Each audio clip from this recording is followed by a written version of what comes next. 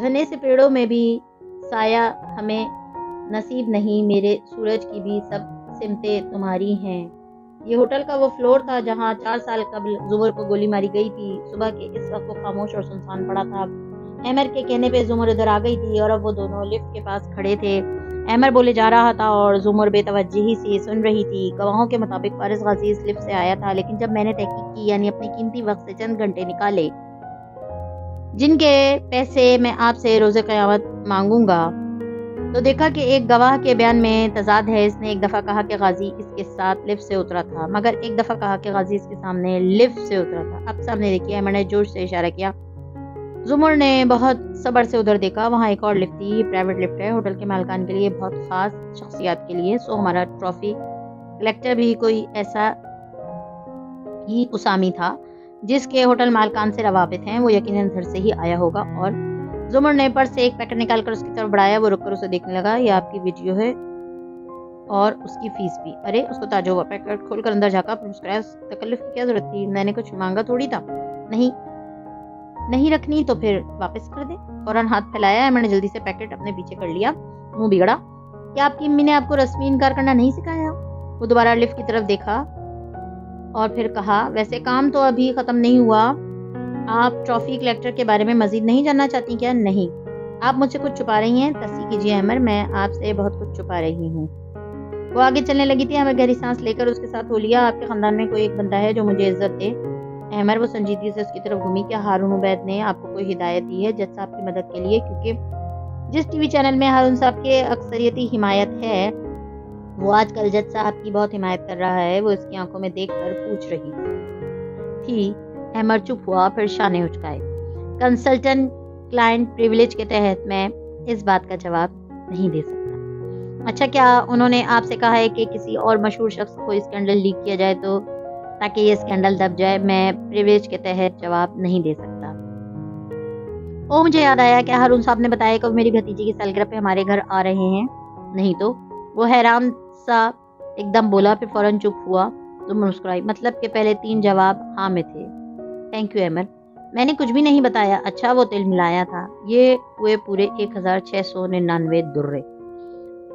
ویسے ہارون عبید کا کاروبار کتنے ممالک میں ہے؟ وہ چلتے ہوئے پوچھ رہی تھی۔ مسز عمر، وہ سنجیدہ ہوا۔ وہ میرے باس ہیں۔ اگر آپ کا یہ خیال ہے کہ میں ان کی معلومات آپ کو لیک کر دوں گا تو آپ غلط ہیں۔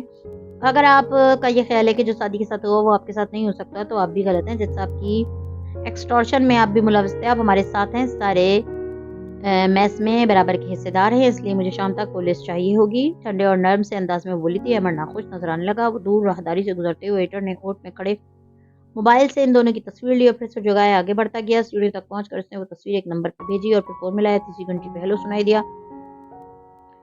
غازی بھائی، آپ نے مجھے کہا تھا کہ کوئی کام کی بات ہو تو بتاؤں۔ وہ دبی آواز میں زینے اترتے ہوئے بتا رہا تھا۔ ہاں بولو۔ فارس ڈرائیو کر رہا تھا۔ ایک نوجوان 2-3 دفعہ یہاں آیا ہے، آج پھر نظر آیا، ساتھ میں ایک لڑکی بھی۔ اس نے سب کو یہی بتایا کہ وہ جسٹس ڈپارٹمنٹ سے ہیں اور آپ کے کیس کو ری اوپن کرنے میں لیے چھان بین کر رہے ہیں۔ کچھ گواہ اب بھی ہوٹل میں تھے، ان کے انٹرویو بھی کیے ہیں۔ میں نے سوچا آپ کو بتا دوں، ان کی تصویر بھی لے کر بھیج رہا ہوں۔ دوسری طرف فارس کے چہرے پہ تناؤ در آیا۔ شکریہ کر کے فون رکھا اور پھر میسج کھولا۔ تصویر پہ نظر پڑتے ہی اس کے ابرو تعجب سے بچے۔ کار کو آہستہ کر کے روکا، اچنبے سے اسکرین کو زوم کر کے ان کو وہ تصویر دیکھی۔ بار بار یہ دونوں میرا کیس ری اوپن۔ ایک دم سے ڈھیڑ و تفکر نے اسے آن گھیرا۔ اس نے کار کا رخ موڑ لیا۔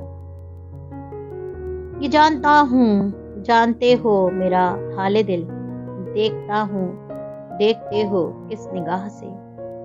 سپہر میں احمد واپس ہارون عبید کی رہائش گاہ پہ آ کر اپنے کیمپین آفس میں مصروف ہو گیا تھا۔ آبدار اپنے کلینک میں تھی۔ کسی کام سے وہ باہر نکلی تھی تو دیکھا ملازم ایک شخص کو لان میں لا رہا تھا۔ وہ اسمارٹ اور دراز قد تھا، جیبوں میں ہاتھ ڈالے چلا آ رہا تھا۔ ملازم نے اسے لان چیئر پیش کی، وہ بیٹھ گیا تو ملازم آبی کی طرف آیا۔ یہ کون ہے؟ وہ پوچھے بنا نہ رہ سکی۔ احمد صاحب کے دوست آئے ہیں، فارس غازی۔ آبدار نے ایک دم چونک کر اسے دیکھا۔ سنو، کچن میں چائے کے لیے بولو اور اگلے آدھے گھنٹے تک احمد صاحب کو خبر کرنے کی ضرورت نہیں ہے، آہستہ سے کہتی وہ آگے چلی آئی۔ وہ کرسی پہ ٹانگ جمائے بے نیاز سا بیٹھا رہا، بار بار گھڑی دیکھ رہا تھا۔ وہ قریب آئی تو فارس نے نگاہ اٹھا کر اسے دیکھا۔ اسٹیپ احمد ابروچ کا ہے جی، وہ آتے ہی ہوں گے۔ ابھی نے اپنے چہرے پہ اپنی ازلی معصومیت طاری کر لی اور مسکرائی۔ آپ کا بھانجا ہے نا جو مسنگ ہے؟ احمد نے ذکر کیا تھا۔ سعدی یوسف کی یونیورسٹی میں میں چند ماہ کے لیے گئی تھی ایکسچینج پروگرام کے تحت، وہیں ایک دفعہ دیکھا تھا اسے۔ فارس خاموشی سے اس لڑکی کی سرمئی آنکھیں دیکھتا رہا. عمر نے بتایا تھا کہ ٹھیکیدار کے بقول شادی کی چین لینے والی لڑکی کی آنکھیں ہلکے رنگ کی تھیں, سرمئی نیلی. سارا اس کے ذہن میں نہیں آئی تھی. اس نے یہ ہمیشہ ہی سمجھا تھا کہ وہ گواہ لڑکی شادی کی کم عمر کی اس کی کوئی دوست, کوئی کلاس فیلو ہو سکتی ہے. مجھے اس کے بارے میں بتائیں, کیسے ہوا یہ حادثہ؟ اس کی خاموشی کے باعث وہ چپ ہوئی. پھر دوبارہ ہمت کی. سوشل میڈیا پہ دیکھ لیں, ساری تفصیل مل جائے گی. لاپرواہی سے کہہ کر اس نے پھر سے گھڑی دیکھی. وہ ذرا اکتا کر ادھر ادھر دیکھ رہا تھا. ملازم ٹرالی ڈھکیلتا آ رہا تھا. چائے لیجیے. آبدار نے شائستگی سے پیشکش کی. میں اپنی جیب سے چائے پیتا ہوں صرف. اور اٹھ کھڑا ہوا. تبھی احمر آتا دکھائی دیا. اسے فارس کا میسج مل گیا تھا. وہ ذرا حیران تھا. تم ادھر؟ مجھے کام تھا. تم کدھر تھے؟ صبح سے کال کر رہا تھا. فارس نے بغور اس کے چہرے کو دیکھتے پوچھا. احمر ذرا رکا. ایک کلائنٹ کے ساتھ تھا. احتیاط سے بولا. تمہاری کلائنٹ تو ہارون عبید نہیں ہے. وہ کسی دوسری نوعیت کا کلائنٹ ہے. لوگ مجھے بہت سے کاموں کے لیے ہائر کرتے ہیں. غازی سادگی سے مسکرائے. البتہ تشویش بھی ہوئی, مگر جب فارس نے محض سر ہلا دیا تو اسے ذرا سکون ہوا. پھر خاموش بیٹھی ابھی کا تعارف کروانے لگا. یہ آبدار عبید ہیں, ہارون صاحب کی صاحبزادی. یہ گریم ریپر سے آبسیسڈ ہیں. کلینیکل ڈیتھ پہ ریسرچ کر رہی ہیں, لیکن پروفیشنلی یہ ایک ہیپنو تھراپسٹ ہیں. ذرا ہلکی آواز میں اضافہ کیا. وہ جو لوگوں کی آنکھوں کے سامنے گھڑی لہرا کر ان کو ہیپنوٹائز کر کے کہتے ہیں کہ الٹے لٹک جاؤ. عمر صاحب, آپ ہائپنوسس کے بارے میں معلومات کافی کمزور رکھتے ہیں. وہ خفگی سے بولی. کوئی بھی کسی کو ہیپنوٹائز کر کے اس کی مرضی کے خلاف کچھ نہیں کروا سکتا. یہ صرف فوکس کرنے کے لیے, بری عادتوں کو چھڑوانے کے لیے, یا بری عادتوں کو واپس لانے کے لیے ہوتا ہے. ہم سب دن میں کئی بار تنویمی کیفیت کا شکار ہوتے ہیں. جب کوئی مووی دیکھتے ہیں, کوئی کتاب پڑھتے ہیں, ہم پورے فوکس سے اس میں کھو جاتے ہیں. یہ تنویم کی ایک ہلکی شکل ہے. اور میں گھڑی دکھا کر لوگوں کو ہیپنوٹائز نہیں کرتی. وہ ناراضی سے بولتی پلٹ گئی. احمد نے سر جھٹکا. جانے دو, یہ بھی نارمل نہیں ہے تمہارے خاندان. آخری 4 الفاظ بس دل میں کہے اور متوجہ ہوا. کیا کام تھا؟ بہت دن سے تمہیں الیاس فاطمی کو ڈھونڈنے کے لیے کہا تھا. پہلے میں سستی کر رہا تھا, لیکن اب کچھ کرتا ہوں کیونکہ مجھے یوں ہی لگنے لگا ہے کہ تم بے گناہ ہو. وہ مسکرا کر بولتا جا رہا تھا اور فارس متضاد کیفیت میں گھرا اس کو غور سے دیکھ رہا تھا. آسمان پہ سیاہ بادل اکٹھے ہو رہے تھے. ہم نے مدت سے الٹ رکھا ہے کاسا اپنا, دستے زردار تیرے درہم و دینار پہ خاک. ان سب سے دور سعدی یوسف اپنے قید خانے میں اسٹڈی ٹیبل پہ بیٹھا تھا. اس کے سامنے قرآن کھلا تھا. وہ ارد گرد سے بے نیاز اس ٹھنڈی میٹھی سی چھایا کے زیر اثر تھا, جیسے تپتے صحرا میں بادل کا ٹکڑا ہو جو اس کے ساتھ ساتھ اوپر چل رہا ہو. میں پناہ مانگتا ہوں اللہ کی دھتکارے ہوئے شیطان سے. وہ تعوذ پڑھ کر النمل اس جگہ سے کھول رہا تھا جہاں اس نے 1-2 روز پہلے چھوڑ دی تھی. آج کل بے ترتیب زندگی کی طرح تلاوت بھی بے ترتیب ہو رہی تھی. عاشق نے سوائے نئے کپڑوں اور کتابوں کے اس کی کوئی ڈیمانڈ پوری نہیں کی تھی. سعدی کی طرف سے اس کے ہر درہم ہر دینار پہ خاک. قرآن کا بھی بے ترتیب کر رکھا تھا, کبھی کہیں سے پڑھتا کبھی کہیں سے. بالآخر آج نمل میں ہدہد والے واقعوں کو وہیں سے جوڑا. سلیمان نے کہا, اب ہم دیکھیں گے اے ہدہد کہ تم نے سچ کہا یا ہو تم جھوٹوں میں سے. میرے اس خط کو لے جا کر اس کے پاس ڈال دے, پھر ان کے پاس سے ہٹا, پھر دیکھ کہ وہ کیا جواب دیتے ہیں. اوہ پیارا ہدہد, سعدی نے گہری سانس لی. اسی لیے شاید رسول اللہ صلی اللہ علیہ وآلہ وسلم نے جن 4 جانوروں کو قتل کرنے سے منع فرمایا ہے وہ چوٹی, شہد کی مکھی, ہدہد اور سرد ہیں. سرد یعنی لوٹیرا. اس کا سب سے بڑا سر ہوتا ہے, پیٹ سفید اور پیٹھ سبز ہوتی ہے. یہ چھوٹے پرندوں کا شکار کرتا ہے. میں سوچتا ہوں اللہ تعالیٰ کے پہلے سلیمان علیہ السلام نے اس ہدہد کی غیر حاضری پہ معقول وجہ نہ پیش آنے کر سکنے کی صورت میں اس کو ذبح کرنے کی دھمکی دی تھی. اب وہ بیچارہ خبر لے آئے, اتنی لمبی تقریر بھی کر دی, پھر بھی سلیمان علیہ السلام کیا دیکھتے ہیں کہ تم سچے ہو بھی یا نہیں. کتنے عرصے سے وہ سلیمان کا وفادار جاسوس رہا ہوگا, پھر بھی انہوں نے ایک دم سے اس کا یقین نہیں کر لیا, اور اگر کر بھی لیا ہو تو جتایا ضرور کہ تمہاری تحقیق ضرور کروں گا. میں نے بہت سوچا کہ کیوں. شاید اس لیے کہ انسان جتنے اہم عہدے پہ فائز ہو اتنے اس کے دشمن ہوتے ہیں. اتنا اس کو محتاط ہونا چاہیے اور آنکھیں کان بند کر کے کسی کی بات پہ اعتبار نہیں کر لینا چاہیے. اور شاید ایک بادشاہ کے باروب شخصیت کے بھی منافی تھا کہ ایک دم سے اس ہدہد کی تعریف کر دیتے. جیسے کہ میں نے پہلے کہا, ڈسپلن ہر ادارے, ہر فوج اور ہر گھر کے لیے ضروری ہوتا ہے. پھر اگلی آیت کی طرف متوجہ ہوا. وہ ملکہ سبا سلیمان کا خط پانے کے بعد کہنے لگی, اے سر دارو میری طرف اے باوقت خط ڈالا گیا ہے. خط کا مسودہ یہ ہے.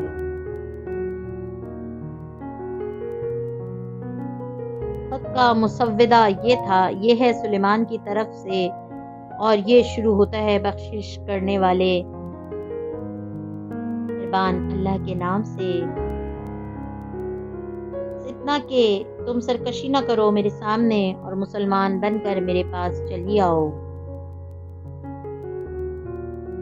کسی نے پین سے اس آیت کو انڈرلائن کیا، ملکہ بھی کیا ملکہ تھی، خط کی مہر سے پہچان لیا کہ یہ کسی عام آدمی کی طرف سے نہیں ہے، کنگ سلیمان کی طرف سے۔ سو غرور سے اسے رد نہیں کر دیا بلکہ اپنے سرداروں کے پاس اسے لے کر گئی اور ان کو پڑھ کر سنایا۔ اس زمانے میں خط بھیجنے والے کا نام پہلے لکھا جاتا تھا۔ مجھے یاد آیا اللہ تعالیٰ اسی طرح رسول اللہ صلی اللہ علیہ وآلہ وسلم نے بھی بادشاہوں کو خط لکھے تھے، کسی کو صفحے جتنا لمبا، کسی کو صرف 2 الفاظ، اسلام قبول کر لو، سلامت رہو گے۔ اور سلیمان علیہ السلام نے بھی محض 2 فقرے لکھے تھے، صرف 2 فقرے۔ عجیب بات ہے، آپ ایک اتنی بڑی ملکہ کو دعوت دے رہے ہیں تو صرف 2 فقرے کیوں لکھے؟ مگر اللہ تعالیٰ یہ دیکھیں، ملکہ نے کہا کہ اس طرف باعزت خط ڈالا گیا ہے، خط پہ شاہی مہر تھی اور وہ کسی قاصد کے ذریعے نہیں ڈالا گیا تھا، اسے ایک پرندہ روشن دان سے گرا جاتا ہے۔ مجھے لگتا ہے تبلیغ کے لیے الفاظ سے زیادہ طریقہ اہم ہوتا ہے۔ سلیمان علیہ السلام کو معلوم تھا کہ کس کو کس طرح ہینڈل کرنا ہے، مگر ہم آج کے مسلمان کیا کرتے ہیں؟ اس کے چہرے پہ افسوس اترا، کمرے میں بھی اداسی بگڑ گئی۔ میرے جیسے لوگ جن کے عقائد قرآن و حدیث کے مطابق ہوتے ہیں اور ہم بدعت سے بچنے کی بھرپور کوشش کرتے ہیں اور بدعت کو پہچانتے بھی ہیں، ہم جیسے لوگ اپنے ملک میں دن رات ہونے والی بدعتوں کے خلاف کیا کرتے ہیں؟ فیس بک جہادی بن کر لمبے لمبے کمنٹ کرتے ہیں، یہ حرام وہ حرام، کسی محفل میں بدعت دیکھ لیں تو وہیں شور برپا کریں اور پھر دو فریق کو بنا لڑائی شروع کر دیتے ہیں۔ کوئی بدعتی SMS بھیجے تو جواب میں گرما گرم میسج بھیج دیا جاتا ہے۔ میں بتاؤں اللہ تعالیٰ کہ میرے ملک کا ایک بڑا طبقہ بدعتی کیوں ہے؟ وہ بدعتی ہے میرے جیسے قرآن و سنت کے پیروکاروں کی وجہ سے۔ قطعیت سے کہتے اسے بھول گیا تھا کہ وہ کہاں بیٹھا تھا۔ ان بدعتی مسلمانوں کو اگر کسی چیز کا علم نہ تھا، وہ اگر اپنے ماں باپ کے طریقے پہ چل رہے ہیں تو ہمیں تو اس کا علم تھا نا، ہم نے ان کو کیوں نہیں راہ راست پہ لانے کی کوشش کی؟ اور اگر کوشش کی تو کیسے؟ ٹوک کر، غصہ کر کے، تنقید کر کے، خود کو درست ثابت کرنے کی ضد میں بحث کر کے۔ ہم وہ لوگ ہیں جو اندھیرے میں بھٹکتے لوگوں کو چلا چلا کر اندھی کھائیوں سے خبردار کرنے کی کوشش کر رہے ہیں۔ چلانے سے صرف اتنا ہوگا کہ وہ لوگ ذرا ٹھہریں گے، الجھیں گے، مگر پھر جتنا ان کی آنکھیں دیکھنے کی عادی ہو چکی گی اتنے کو بہت جلد چل کر سمجھتے چلے جائیں گے۔ اندھیروں میں چیخا چلایا تھوڑی جاتا ہے، اندھیرے میں تو دیے جلائے جاتے ہیں۔ روشنی آئے گی تو تاریکی خود چھٹ جائے گی، حق آئے گا تو باطل خود بخود چلا جائے گا۔ اللہ تعالیٰ ہم سب مسلمان یہ بات کیوں نہیں سمجھتے کہ بحث، زد اور لڑائی سے کوئی ٹھیک نہیں ہو سکتا؟ علوم الحدیث سیکھنے میں، صحیح حسن ضعیف موضوع حدیث کا فرق جاننے میں، حدیث کی سند راوی کی شرائط، یہ سب باتیں سمجھنے میں ایک عرصہ لگتا ہے۔ ہم قرآن و حدیث کا علم رکھنے والے خود تو کئی مہینوں اور کئی سال لگا کر دینی کورس کرتے ہیں، ڈپلومہ یا سند لیتے ہیں، مگر دوسرے سے امید رکھتے ہیں کہ باعث ہمارے وہ یہ بات جو ہم کئی برس لگا کر سمجھے ہیں، یہ بات وہ دوسرا شخص 4 لائن کی ایک SMS میں سمجھ جائے۔ چلانا آسان ہے لیکن دیے جلانا مشکل ہے۔ چلانا آسان ہوتا ہے مگر کسی کو اپنی بات سمجھانا بہت مشکل ہوتا ہے۔ امر بالمعروف پہلے آتا ہے، نہی عن المنکر کا دوسرا نمبر ہے۔ آہستہ آہستہ نرمی سے، پیار سے، تحمل سے لوگوں کو تعلیم دی جاتی ہے تو وہ ہم سے اچھے سنت کے پیروکار بن جاتے ہیں، لیکن ہم مسلمان یہ تحمل کہاں سے لائیں؟ اللہ کی جنت بہت بڑی ہے، اگر ہم یہ ماننے کو تیار ہی نہیں کہ ہمارے فرقے کے علاوہ کوئی دوسرا فرقہ بھی جنتی ہو سکتا ہے۔ یہ صرف الفاظ نہیں ہوتے، یہ طریقہ ہوتا ہے تبلیغ کا جو دلوں پہ اثر کرتا ہے۔ اس لیے سلیمان علیہ السلام نے الفاظ کے بجائے طریقے کو سحر انگیز رکھا۔ سوری اللہ تعالیٰ، میں بھی کچھ زیادہ ہی ایموشنل ہو گیا تھا۔ تعصب سے سر چڑکتے اس نے قرآن بند کیا، پھر دل سے دعا کی کہ کاش اس کے پاس کوئی بھی ہدہد ہوتا جو اس کے گھر والوں کو پیغام پہنچا دیتا، چونچ میں دبائے اس کی کھڑکی میں آ گرتا۔ لیکن شادی میں اس کمرے میں تو کھڑکی تک نہ تھی۔ وہ کس چیز کی امید کر رہا تھا؟ دعا کرتے کرتے اس نے چھوڑ دی تھی اور وہ پیکٹ کھلا جو خاور دے کر گیا تھا۔ اندر عید ڈنر کی تصاویر تھیں، وہ ان کو چند دن میں کئی بار دیکھ چکا تھا۔ شادی کا دل پھر سے ایک دم خراب ہونے لگا۔ سارا نے کسی کو نہیں بتایا، یہ لوگ مجھے مس بھی نہیں کرتے، کیسے ہاشم کے ساتھ ایک میز پہ بیٹھے کھانا کھا رہے ہیں اور وہ ان لوگوں کے لیے پیغمبر پرندے کی دعا کر رہا تھا۔ ان سے گلہ کرتے وہ ٹھہرا تھا۔ یہ حنین اور زمر کی سیلفی تھی، دونوں مسکراتے ہوئے کیمرے میں دیکھ رہی تھی۔ یہ تصویر اس نے کتنی دفعہ دیکھی تھی لیکن جو آج نظر آیا وہ پہلے نظر نہیں آیا تھا۔ ہنا کے ہاتھوں میں اس کے سیل کے ساتھ وہی سلور پین تھا، OCP کا پین کیمرہ۔ زمر نے یہی سلانے بھیجا تھا تاکہ وہ اس کیمرے کے ساتھ تصویر بنوائیں۔ سادی نے آنکھیں حیرت سے پھیلا کر دیکھا، وہ ایک دم سیدھا ہو کر بیٹھا۔ پھر سے ہنا کی آنکھوں میں دیکھا، اس نے سیلفی کے لیے 2 انگلیوں کی وی بنا رکھی تھی۔ پہلی دفعہ سادی کو لگا وہ وکٹری کی وی ہے۔ وہ پین حنین کے پاس ہے، وکیل نے نہیں، حنین نے جج کی ویڈیو لیک کی ہے۔ سارے نے اس کو اکیلا نہیں چھوڑا، اس نے وہ پین حنین کو دے دیا ہے۔ اس کا دل زور سے دھڑکنے لگا، اس کی گردن کے بال تک کھڑے ہو گئے۔ کوئی ناممکن سمجھ کر یوں دعا مانگنا چھوڑا کرتا ہے سعدی؟ وہ دل کے تیرے لیے بے قرار اب بھی ہے، وہ آنکھ جس کو تیرا انتظار اب بھی ہے۔ موسم کی بتدریج تبدیلی کے باعث نیکسی کا تہہ خانہ اب اتنا گرم اور پر حبس نہیں تھا۔ زمر ابھی بھی تھکی ہاری گھر آئی تھی اور اب لیپ ٹاپ کے سامنے بیٹھی حنین رازداری سے اسے بتا رہی تھی، میں نے ہاشم کی سیکرٹری کے ای میل پہ چند لنکس بھیجے تھے، ایک پہ اس نے کلک کر دیا تو اس سے میں نے اس کا سیل فون اپنے کمپیوٹر پہ مرر کر لیا، یعنی وہ جو دیکھے گی وہ مجھے بھی نظر آئے گا، اور ہاشم کا پچھلے 4 ماہ کا سارا شیڈیول بھی میں نے حاصل کر لیا۔ اب بتائیں آپ نے یہ کیوں مانگا تھا؟ اوپر ٹی وی لاؤنج میں سب بیٹھے تھے سوائے فارس کے، وہ ابھی تک نہیں لوٹا تھا۔ ہم رات کو ڈسکس کر رہے تھے نا ہاشم نے سعدی کو کس جگہ رکھا ہوگا۔ وہ دبی آواز میں کہنے لگی، گزشتہ رات دیر تک وہ یہی بات کرتی رہی تھی، اور ہم نے ہر وہ شہر سوچا جس میں اسے وہ لے جا سکتے ہیں، لیکن سوچو نین، وہ لوگ اتنے امیر، کتنے ریسورسز کے مالک ہیں، پرائیویٹ جیٹ، سیکیورٹی گارڈز کی نفری، کیا کچھ نہیں ہے ان کے پاس؟ وہ وقت کے فرعون ہیں، وہ لوگ سعدی کو اس ملک میں کیوں رکھیں گے؟ جیسے آج کل کراچی میں لوگ اغوا کر کے افریقی ممالک میں لے جا رہے ہیں، ویسے ہی ہو سکتا ہے کہ سعدی کو کسی بھی دوسرے ملک میں لے گئے، اور ہمیں پتہ کیسے چلے گا کہ وہ کون سا ملک ہے؟ ہونا سنتے ہی پریشان ہو گئی۔ زمر میز کے کنارے بیٹھی اور مزید آہستہ آہستہ آواز میں سرگوشی کی، جج کو بچانے آنے والے بھی سعدی کے اغواکار شمار ہوں گے نا؟ آج مجھے معلوم ہوا کہ ہارون عبید بھی چاہتے ہیں کہ جج کا اسکینڈل دب جائے، اور ہارون عبید کاردارز کے فیملی فرینڈ ہیں، نہ صرف فیملی فرینڈز بلکہ وہ ان کے کارٹیل کے رکن بھی ہیں، اور ایک IPP خود مختار بجلی بلانے والے ادارے کے مالک بھی۔ انہوں نے اسکرین دکھائی، اس پہ وہ تمام معلومات کھلی تھیں جو اس نے انٹرنیٹ سے اٹھائی تھیں، ان کی ویب سائٹس اور سوشل میڈیا وغیرہ سے، بالکل۔ اور سعدی ٹھہرا تھرکول کا سائنسدان IPP اور تھرکول والوں کا پرانا کلیش تھا۔ انہوں نے دس سے مسکرائی، اسے یاد آیا وہ دن جب زمر سعدی کی سالگرہ پہ سونے کی پارٹی کا کارڈ لے کر ان کے گھر پر 4 سال وقفے بعد آئی تھی۔ مجھے اتنا عرصہ پتہ ہی نہیں تھا کہ کاردارز کا کاروبار کیا ہے، یہ بھی پتہ نہیں تھا کہ کارٹل کیا ہوتا ہے، سب کچھ تب کتنا مختلف تھا۔ فرض کرو ہاشم اور ہارون عبید شریک جرم ہیں تو وہ دونوں بہت آسانی سے کسی بھی ملک سعدی کو لے جا سکتے ہیں، مگر کون سا ملک زمر؟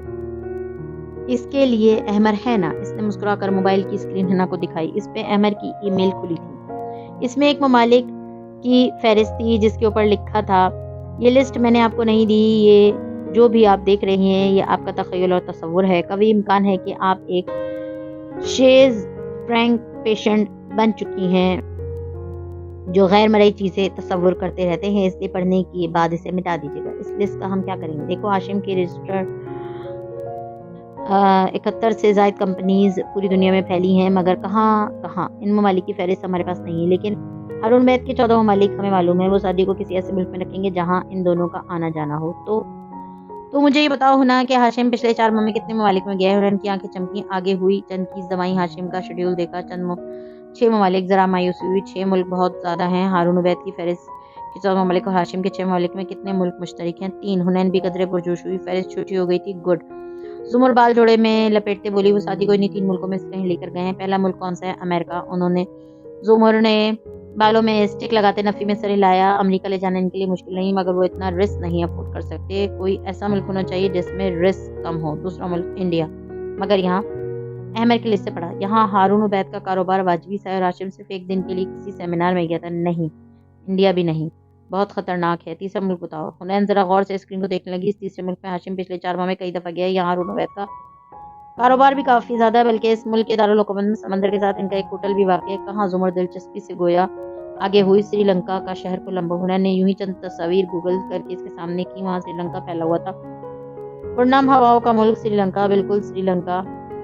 زمر نے میز پہ ہاتھ مارا، انسانی اسمگلنگ کے لیے بہت مشہور ملک، 90% امکان ہے کہ وہ اسے یہیں لے کر گئے ہوں گے، مجھے تو 100% لگ رہا ہے۔ حنین ایک دم بے قرار ہو گئی، زمر چلیں ماموں کو بتائیں۔ حنین وہ داسی سے مسکرائی، ہم فارس کو ہارون عبید والی بات بتائیں گے، سوائے ہاشم کے، ہر بات اس کو بتائیں گے تاکہ وہ ہاشم کے ساتھ باقی سب کو بھی ڈھونڈ نکالے، مگر ہم کوئی ایسی حرکت نہیں کریں گے جس پہ وہ لوگ گھبرا کر سعدی کو مار دیں۔ مگر ہم سری لنکا کیوں نہیں جا سکتے؟ تمہیں یاد ہے بچپن میں پڑھی وہ کہانیاں جن میں ایک ظالم دیو شہزادی کو کے کالے پہاڑوں پہ لے جا کر قید کر دیتا ہے اور ایک شہزادہ اس کو ڈھونڈنے نکلتا ہے؟ وہ شہزادہ حنین کالے پہاڑ پہ نہیں جاتا، وہ ایک جنگل میں جاتا ہے جہاں ایک طوطا ہے، وہ طوطا جس میں اس دیو کی جان ہے۔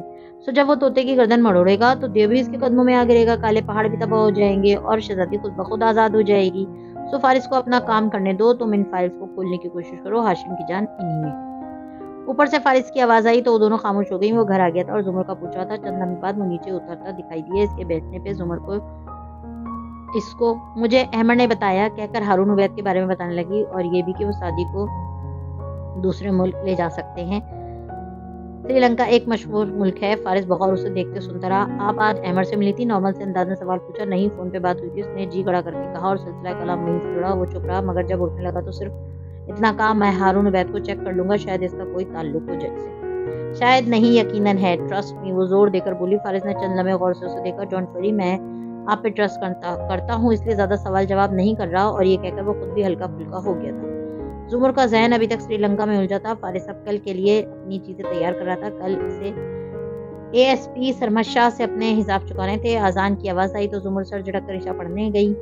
پھر ان کو دونوں کو دیکھا جو اپنے اپنے کمپیوٹر پہ مصروف تھے۔ کیا تم لوگوں پہ نماز فرض نہیں؟ پڑھتا ہوں ابھی۔ وہ کچھ پیپرز پرنٹ کر رہا تھا، وہی کرتا رہا۔ انہوں نے انسنا کرتے ہوئے چہرہ مکمل جھکا لیا۔ زمر کو پتا تھا کہ ان دونوں نے نماز نہیں پڑھی۔ وہ گہری سانس لے کر اوپر چلی۔ یہ حسن اتفاق ہے یا حسن اہتمام ہے؟ جس جگہ فرات وہیں کربلا بھی ہے۔ اگلی شام جب شہر پہ جلوہ گر ہوئی تو اس میں اکتوبر کی خزاں آلود اداس تھی۔ سیاہ بادل آسمان پہ جمع ہو رہے تھے اور گویا می برسنے کو بےتاب تھا۔ ایسے میں وہ جب گھر سے نکلنے لگا تو حنین نے پوچھا تھا، آپ کا جانا ضروری ہے؟ وہ دونوں داخلی دروازے کے اندر کھڑے تھے۔ فارس نے سنجیدگی سے سر کو کم دیا۔ نہیں، وہ ہوٹل جہاں سرمد شاہ کی خاندانی تقریب ہے، وہاں کیٹرنگ میں میرا بندہ ہے، وہی سب سنبھال لے گا۔ میں صرف اس کی بربادی دیکھنے جا رہا ہوں۔ ہر ٹیبل پہ موجود ایک زائد ڈش کا ڈھکن جب مہمان اٹھائیں گے تو اندر سے ان کے غذا کا ایک ایک پیکٹ نکلے گا۔ اس نے ہاتھ میں پکڑے پیکٹ کی طرف اشارہ کیا، اور جب اس کے سسر آئی جی صاحب یہ کاغذ دیکھیں گے تو اے ایس پی اپنی سب سے بڑی سپورٹ کھو دے گا۔ ایک وہی ہے جو کھل کر جج کی حمایت کر رہا ہے۔ اس کی تباہی کے بعد ان لوگوں کو خود سامنے آنا پڑے گا۔ آپ کا نام تو نہیں آئے گا نا؟ وہ متفکر ہوئی۔ حنین، اگر تم یہ نہ کہتی تو مجھے یہ خیال ہی نہ آتا، میں تمہارا کیسے شکریہ ادا کروں؟ وہ خفا ہوا۔ ہنا کی ابرو ناراضی سے بچے۔ اچھا نہ بتائیں، مجھے پتا ہے آپ نے الزام کسی اور کے سر ڈالنے کا انتظام کر لیا ہوگا۔ فارس نے محض شانے اچکائے اور باہر نکل گیا۔ ہونا نے گہری سانس بھری، پھر اوپر آئی۔ زمر کا دروازہ کھٹکھٹا کر دھکیلا۔ وہ اسٹڈی ٹیبل پہ بیٹھی ہتھیلی پہ گال جمائے سوچ میں گم تھی۔ ہونا میز کے ساتھ آ کھڑی ہوئی تو وہ چونکی۔ آپ ٹھیک ہے؟ آپ کی رنگت آج کل بہت زرد رہنے لگی ہے۔ زمر نے گہری سانس لی، کندھے اچکائے۔ ہاں، یوں ہی بدلتے موسم کا اثر ہوگا۔ آپ میری طرح ہوتی جا رہی ہیں، سست اور بیکار۔ چھوڑو، مجھے بتاؤ فلیش کہاں تک پہنچی؟ اس پین والی ویڈیو میں دیکھا تھا کیسے خاور نے فلیش کے ذکر پہ گردن تن لی تھی۔ اس نے وہ فائلز انکرپٹ کی ہیں اور وہ ایک بے حد ماہر اور قابل آدمی ہے۔ اس کا فریکچر کیا گیا الگورتھم توڑنا میرے لیے ناممکن ہے۔ زمر کے چہرے پہ بے چینی پھیلی۔ یعنی اب ہم وہ فائلز نہیں دیکھ سکتے؟ حنین مسکرائی۔ میں نے یہ نہیں کہا، بے شک میں اسے نہیں کھول سکتی، لیکن ایک شخص ہے جو اسے کھول سکتا ہے۔ سعدی بھائی کے پاس میرے جیسا دماغ نہیں تھا، اس لیے وہ اس شخص کے پاس نہیں گئے۔ تمہیں یقین ہے کہ وہ یہ کھول سکتا ہے؟ بالکل، کیونکہ وہ ماہر ہے اور بہترین بھی ہے۔ اس بات پہ زمر الجھی۔ مگر وہ کون ہے؟ انہوں نے مسکراتے ہوئے اس کا چہرہ دیکھا اور اس کے قریب ہوئی۔ آپ کو سعدی بھائی کو مجھ سے امید تھی کہ میں اسے کھول لوں گی، مگر نہیں زمر، اس فلیش پہ سارے فساد کی جڑ اس کو وہی شخص کھولے گا جس نے اسے مکفل کیا ہے، کرنل خاور۔ میں اس فلیش کو خاور سے کھلواؤں گی۔ اور یہ کہتے ہوئے اپنے مخصوص نارمل انداز میں نہیں تھی، حنین والے انداز میں مسکرائی تھی۔ زمر نے بے حد تعجب سے اسے دیکھا۔ باہر ہلکی ہلکی بوندا باندی ہو رہی تھی۔ جڑ سے گل نے کئی بار بلایا لیکن لے گئی راہ سے زنجیر کی جھنکار مجھے۔ اکتوبر کی وہ بارش ہارون عبید کی رہائش گاہ پہ برس رہی تھی۔ ایسے میں جب آبدار نے اسٹڈی روم کا دروازہ کھولا تو ہارون عبید کے سامنے کرسی پہ کرنل خاور براجمان نظر آیا۔ بابا، آپ نے بلایا؟ خاور کو نظر انداز کر کے اس نے کرسی کھینچی۔ ہارون قدرے ناخوش نظر آ رہے تھے، مگر پھر بھی خاور کو اشارہ کیا۔ وہ آبدار کو مخاطب کر کے کہنے لگا، میں نے آپ کے والد صاحب سے بات کر لی ہے، وہ راضی ہیں، آپ ہمارے سائنسدان سے ملنا چاہتی ہیں، میں آپ کو اس سے ملوا سکتا ہوں۔ ابھی نے باری باری دونوں کو دیکھا۔ اتنی مہربانی کی وجہ؟ جواب میں خاور سمجھانے لگا، ہمارے ایک دوست کے بارے میں اس لڑکے نے کچھ معلومات کسی وکیل کو دی ہیں، وہ شخص ان کا غلط استعمال کر رہا ہے۔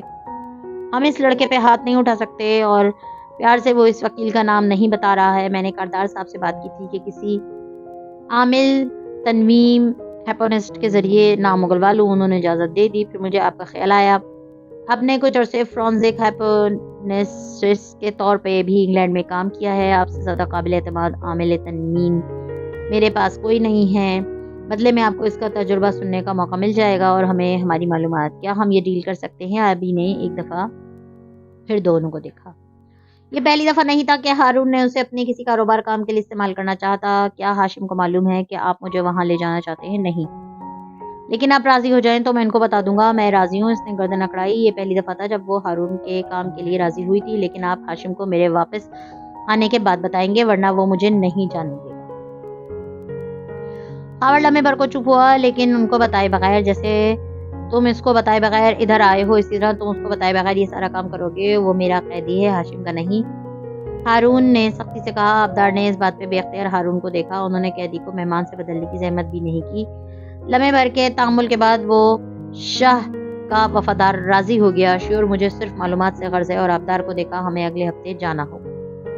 میں صرف فصیح کے ساتھ جاؤں گی. اس نے اپنے باپ کے پرسنل سیکرٹری آفیسر کا نام لیا. میری رہائش اور روانگی کا بندوبست وہی کرے گا. خاور نے بہت تامل سے کڑوا گھونٹ پی لیا. شیور لیکن سادی کے ساتھ جو بھی بات ہوگی وہ آپ صرف مجھے بتائیں گی. بالکل میں یہ بہت دفعہ کر چکی ہوں. پھر اسی سنجیدگی سے ہارون کو دیکھا. پھر کدھر جانا ہے بابا؟ مجھے کس جگہ رکھا ہے آپ نے اپنی قیدی کو؟ اس کی آواز میں طنز اور آنکھوں میں گلا. یہی چیز ہارون کو ناخوش کر رہی تھی مگر وہ معلومات زیادہ اہم تھیں. سو تحمل سے بولے کولمبو. انہوں نے سری لنکا کے مارشل دارالحکومت کا نام لیا. آبدار سر ہلا کر اٹھ کھڑی ہوئی. بیٹے ہم ابھی تفصیل سے اس بارے میں بات کرتے ہیں. ہم صرف اس کی حفاظت کر رہے ہیں. انہوں نے قدرے نرمی سے پکارا. یہ کوئی نئی بات نہیں ہے بابا. اور اسی خفگی سے باہر نکل گئی. ہارون گہری سانس لے کر رہ گئے. میں اس شان سے ہارا تھا کہ دشمن جیت کے رویا تھا. کوچل کی کھڑکیوں پہ بارش تڑ تڑ برس رہی تھی. سرمشاہ کے بک شدہ ہال میں گہما گہمی تھی. تقریب کے لیے پہنچنے والے مہمان لابی سے گزر کر ہال کی طرف جا رہے تھے. سامنے ریسٹورانٹ میں بیٹھے فارس غازی کو وہ مہمان نظر صاف آ رہے تھے. اس نے ہاتھ سے تھپتھپا کر اندرونی شرٹ میں موجود پیکٹ کو محسوس کیا جس میں اے ایس پی سرمد شاہ کی اپنی دوسری بیوی جو کہ بدنام زمانہ نائکا کی بیٹی تھی کے ساتھ تصاویر تھی. نکاح نامے کی کاپی تھی اور اس گھر کے کاغذات تھے جو سرمد شاہ نے اس لڑکی کے نام سے خریدا تھا.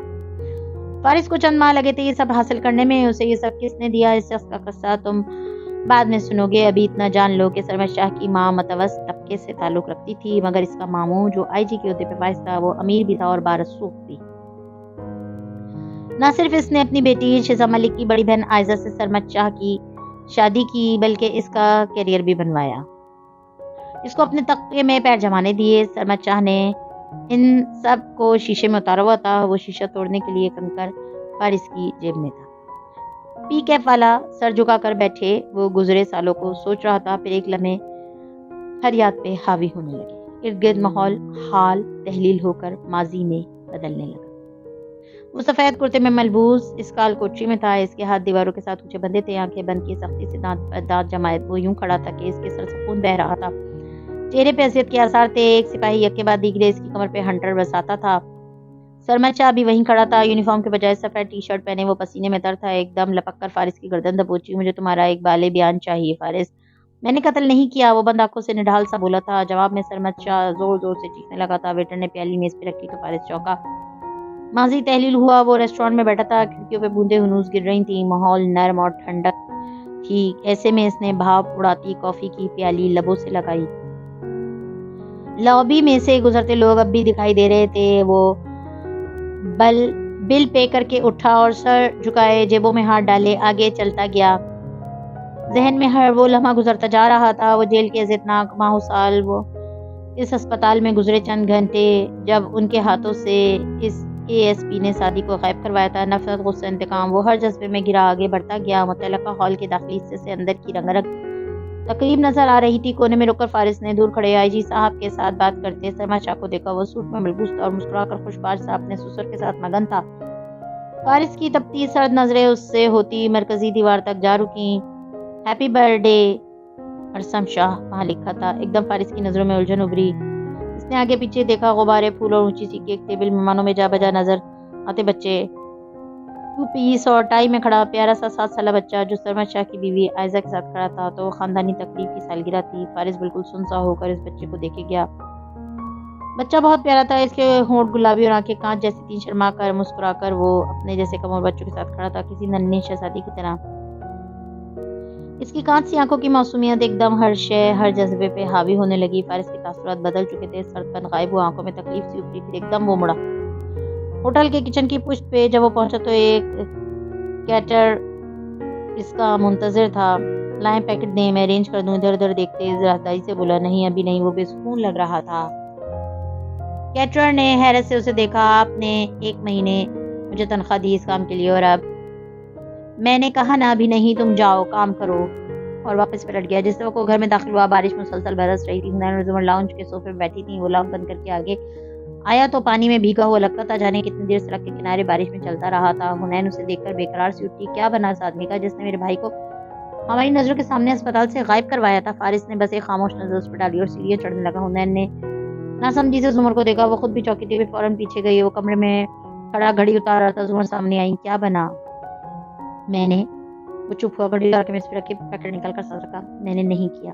کیا مطلب نہیں کیا؟ وہ حیران سی رہ گئی. وہ اس بچے کی سالگرہ تھی. اس کا بیٹا وہاں موجود تھا. وہ صوفے پہ بیٹھا سر جھکائے جوگرز کے قسمیں کھول رہا تھا. تو یہ کہ وہ ایک 7 سال کا بچہ تھا. اس نے جوگرز اتارے. تمہیں اس پہ رحم آ گیا؟ زمر کو آگ لگ گئی تھی. کیا تم وہ سب بھول گئے جو اس نے ہمارے خاندان کے ساتھ کیا تھا؟ زمر بی بی میرا دماغ خراب مت کرے. میں اس بچے کے سامنے اس کے باپ کا کردار نہیں کھول سکتا. وہ ایک دم غصے سے اس کے سامنے آیا. تقریب میں سارے لوگ اس کے باپ پہ بل پڑتے. وہاں ایسی ایسی باتیں کی جاتی ہیں جن کو وہ بچہ کبھی نہ بھولتا. اس کا باپ اس کی ماں سے بے وفائی کر رہا ہے. اسے جھوٹ بولتا رہا ہے. وہ کبھی نہ بھولتا. وہ ساری زندگی کسی محبت کسی رشتے کا اعتبار نہ کرتا. ہر انسان کا باپ اس کے لیے آئیڈیل ہوتا ہے. آئیڈیل توڑنے سے اس کی شخصیت بھی ٹوٹ جاتی. کمرے میں سناٹا چھا گیا. کھڑکی پہ بارش تڑ تڑ برس رہی تھی. زمر نے افسوس سے اسے دیکھا. تمہاری ستیلی ماں نے بھی ایسے ہی کیا تھا نا؟ کوئی برف کا اولا سا زور سے کھڑکی پہ رہا. مجھے درمیان میں مت لا. اس نے ہاتھ اٹھا کر روکا. آنکھیں سرخ ہوئیں. تم خود اپنے آپ کو درمیان میں لائے ہو. جو سرما شاہ نے کیا وہ اس کے ذمے ہے. اس کے بچے کو کبھی نہ کبھی پتہ چل جائے گا. یا تم اسے معاف کر رہے ہو؟ میں کسی کو معاف نہیں کر رہا. صرف اتنا کر رہا ہوں کہ یہ چیز کسی اور طریقے سے کسی اور وقت پہ کی جا سکتی ہے. بعد میں وہ اپنے بچے کو کیسے ڈیل کرے یہ میرا مسئلہ نہیں. لیکن آج کی اہانت کی وجہ سے میں نہیں بننا چاہتا. میرا انتقام میری بیماری نہیں ہے. نہ اس نے مجھ سے میری انسانیت چھینی ہے. وہ مڑا اور خوش کپڑوں کے لیے الماری کھولی تھی. زمر گہری سانس بھر کے رہ گئی تھی. تم غلطی کر رہے ہو اور تم اس کے لیے بہت پچھتاؤ گے. وہ نظر انداز کر کے کپڑے نکالنے لگا. بارش کی تڑتڑاہٹ مزید تیز ہو گئی تھی. قاتل میرا نشاں مٹانے پہ ہے بضد. میں بھی سنا کی نوک پہ سر چھوڑ جاؤں. موسم اگلے چند دن ویسا ہی ٹھنڈا رہا مگر پھر آہستہ آہستہ بارش کا اثر ختم ہو گیا. ہبس اور گرمی واپس آ گئی. البتہ آزاد کشمیر کی طرف جاتی اس پہاڑی بل کھاتی سڑک پہ اب بھی ٹھنڈی چھایا سی تھی. ایک لش چمکتی کار وہاں دوڑ رہی تھی. نوشیروان کاردار اسٹیئرنگ وہیل کے پیچھے موجود تھا. آنکھوں پہ برانڈڈ گلاسز لگے تھے. گلاس کلائی میں قیمتی گھڑی منہ میں چنگم چباتا وہ ڈرائیو کر رہا تھا. ڈیش بورڈ پہ ڈالے فون کی اسکرین دفتن چمکی. اس نے اسے اٹھایا. سیٹ کا پیغام تھا. سب دوست کشمیر پہنچ چکے ہیں. کسی کا انتظار ہو رہا تھا. میں دوپہر تک پہنچ جاؤں گا لکھ کر پیغام بھیجا اور پھر سے ڈرائیو کرنے لگا. یکدم اس نے کار کو بریک لگائی. ٹار چڑچڑائے. خون کی بوندیں ونڈ اسکرین تک اڑ کر آئیں. لمحے بھر کو وہ دم بخود رہ گیا لیکن پھر تیزی سے باہر نکلا. وہ دیکھ چکا تھا کہ مرنے والا کوئی کتا تھا اور اس نے اسے بچانے کی کوشش بھی کی تھی مگر باہر آ کر وہ رکا. اگلے ٹائروں تلے آیا. وہ کتا نہیں تھا. کتے کا بچہ تھا. ایک معصوم سنہری لیبراڈور. وہ کچلا گیا تھا. خون جا بجا بکھ رہا تھا. نوشیروان پنجوں کے بل اس کے قریب بیٹھا. پریشانی سے اس کو دیکھا. پلے کی گردن میں کالر تھا. آر یو اور مالک کا نام اینڈریس. دوسرا لفظ خون میں ڈوبنے کی وجہ سے نظر نہیں آ رہا تھا. وہ کسی فارنر سیاح کا کتا تھا شاید ہسپانوی. نوشیروان کو سمجھ نہیں آیا کہ وہ کیا کرے. پھر اس نے آواز سنی اور اوپر پہاڑ پہ درختوں سے کوئی عورت پکار رہی تھی. Are you. نوشیروان نے بجلی کی تیزی سے اپنی ڈیزائنر جیکٹ اتاری. کتے کو اس میں لپیٹا اور بھاگتا ہوا کار کے اندر بیٹھا. جیکٹ کی گٹری فرنٹ سیٹ پہ ڈالی اور تیزی سے کار آگے بھگا لی. چند اس آگے جا کر رفتار آہستہ کی. اپنے ہاتھوں کو دیکھا. وہ خون سے بھرے تھے. شیرو کو ایک دم ٹھنڈے پسینے لگے. اس نے کار روکی اور جیکٹ کی گٹری لیے باہر نکلا. سڑک کے دہانے پہ کھڑے اس نے سوچا کہ کتے کی لاش نیچے کھائی میں پھینک دے مگر وہ اسے نہیں پھینک سکا. ٹھنڈی ہوا کے باوجود اس کا جسم پسینے سے تر تھا. وہ سڑک کنارے گھٹنوں کے بل بیٹھ گیا اور خون آلود ہاتھوں سے مٹی کھودنے لگا. نرم مٹی بھی نہیں کھودی جا رہی تھی. سانس چڑھنے لگا تھا. وہ مشکل بدقت وہ ایک چھوٹا سا گڑھا کھود پایا. پھر جیکٹ کھولی تو اندر ننھا معصوم پلہ خون میں ڈوبا مرا پڑا تھا. نوشیروان کے دل کی حالت غیر ہونے لگی تھی. اس نے چہرہ اٹھا کر اپنے چار سو دیکھا. ویران پہاڑ، اونچے درخت، کھائی، کھلا آسمان. وہ لاش کو وہیں چھوڑ کر کار میں آ بیٹھا. خون آلود ہاتھ، خون آلود فرنٹ سیٹ. کپ کپاتے ہاتھوں سے دوبارہ کار اسٹارٹ کی. اسے گھر جانا تھا. کوئی جانور کو بھی ایسے نہیں مارتا شیرو، تو پھر انسان کا بچہ تھا۔ شیرنور نے سر جھٹکا اور ایکسیلیٹر پر زور بڑھا دیا۔ وہ ہر جگہ تھا، وہ منظر میں تھا، اس سے فرار ناممکن تھی۔ وہ اب گلڈ کا مرض اس کو بڑھتا ہوا محسوس ہو رہا تھا۔ چند گھنٹوں کے بعد کسر کاردار میں جھانکو تو نوشیروہ کار گھر کے اندرونی گیراج میں لے آیا تھا اور اب گارڈ کو ہدایت دے رہا تھا، اس کو اچھی طرح صاف کرواؤ، ایک دھبا بھی باقی نہ رہے۔ لاؤنج میں جواہرات تیار بیٹھی تھیں، بالو کا جوڑ بنائے، گردن میں دمکتے ہیرے، ہاتھ فیونا کے سامنے بچھا رکھا تھا جس پہ وہ کیوٹیکس لگا رہی تھی۔ شیرو کو اس طرح سے دیکھ کر حیرت ہوئی۔ تم تو دوستوں کے ساتھ گئے تھے، اور یہ کپڑوں کو کیا ہوا ہے؟ وہ جواب دیے بنا اوپر چلا گیا۔ جواہرات نے چتونوں کے اشارے سے فیونا کو روکا، ہاتھ نکالا اور اس کے پیچھے اوپر گئی۔ شیرو اپنے کمرے کی ڈریسنگ روم میں الماریوں کے پٹ کھولے کھڑا تھا، چہرے پہ عجیب بیزاری اور بے چینی تھی۔ تمہارے کپڑوں پہ خون کیوں لگا ہے؟ کیا کسی سے لڑ کر آئے ہو؟ فکرمندی سے اس کے سامنے آئی۔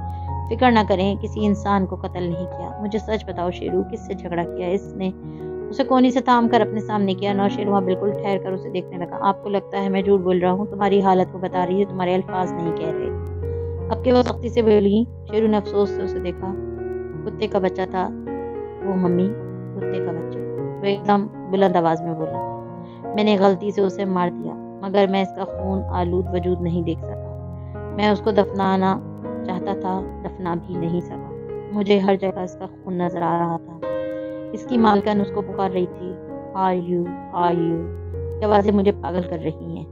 وہ وحشت سے چلایا تھا۔ اوکے اوکے، جواہرات نے نرمی سے اس کو شانوں سے تھاما۔ ریلیکس، کوئی بات نہیں، یہ صرف ایک حادثہ تھا۔ تم ان چیزوں سے بہت اوپر بہت مضبوط ہو، تم ایک کاردار ہو اور میں ایک بڑے خاندان کا بڑا آدمی ہوں۔ عظمت میرا مقدر ہے، یہی بتاتی آئی نا آپ مجھے ساری عمر؟ غصے سے کونی چڑھائی، بس کر دیں، نہیں سننی مجھے یہ باتیں سخت، کیونکہ ممی اب مجھے ان پہ یقین نہیں آتا۔ برہم سے صدمے سے اسے دیکھتا کپڑے لیے باتھ روم میں چلا گیا اور وہ دروازہ جواہرات کے منہ پہ بند کر دیا۔ وہ گہری سانس لے کر رہ گئیں۔ خیر وہ نارمل ہو جائے گا، اور وہ واپس نیچے چلی آئیں۔ اس کی ابھی تیاری رہتی تھی۔ مزید ویڈیوز دیکھنے کے لیے ہمارے چینل کو سبسکرائب کیجیے۔